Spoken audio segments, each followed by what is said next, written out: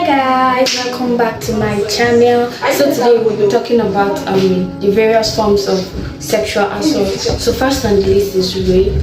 Rape is a form of sexual assault, but not all sexual assault is rape. It is just a form of sexual assault, and rape is mostly characterized by penetration. Yeah, when there is like actual penetration of the person's genital organs. Yeah, so it is characterized by rape. Yeah, so moving on, there are also other forms of sexual assault like sexual harassment. Sexual harassment is mostly downplayed or underreported because it is something that happens in our day-to-day life, but because of the fear and humiliation or intimidation that it gives, or it has its effects on its victims do not mostly speak up about it. So what is sexual harassment? Sexual harassment is any form of unwanted verbal, non-verbal or physical conduct of a sexual nature that occurs, and it comes with the purpose of violating a person's dignity, a person's self-esteem, also by creating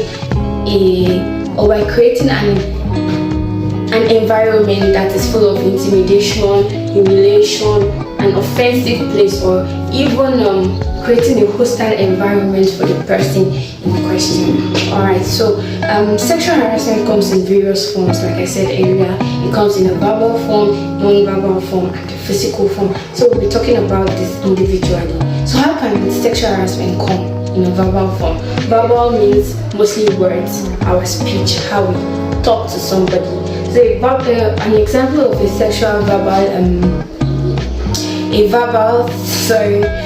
verbal sexual harassment is sexual comments, making sexual jokes, rape jokes. It is not funny. Why are you laughing? Why are you trying to make it funny? Or why are you making comments about my body?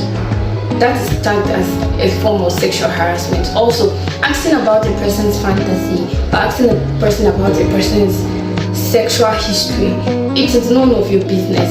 Once that begins to occur, that is known as a form of sexual harassment. You are outrightly harassing the person sexually, especially when the person shows uncomfort or the person shows a level of fear or intimidation. Also, making false rumors about a person's sexual life, a person's sexual preferences, a person's sexual history. It is wrong. That's the form of sexual assault, and this sort of things happens very well on social media, where you just hear suddenly that the person's sex tape has been leaked. That is actually a form of sexual harassment. That is a person's private and personal life, and when you begin to intrude, it is known as sexual harassment. Also, there are non-verbal forms here. Non-verbal forms of sexual harassment. In those manner, you use sexual gestures, you pass sexual stalking somebody. Yes, stalking somebody is a form of sexual harassment. Sorry, looking at a person head to toe, like sexually viewing the person, like you can almost pull off the person's clothes off the person because you are sexually looking at that person. That is also a form of sexual harassment. Yeah. Also, let's move on to the physical form of sexual harassment. A person can be physically harassed sexually, and that is by rubbing yourself, or rubbing himself or herself on somebody sexually.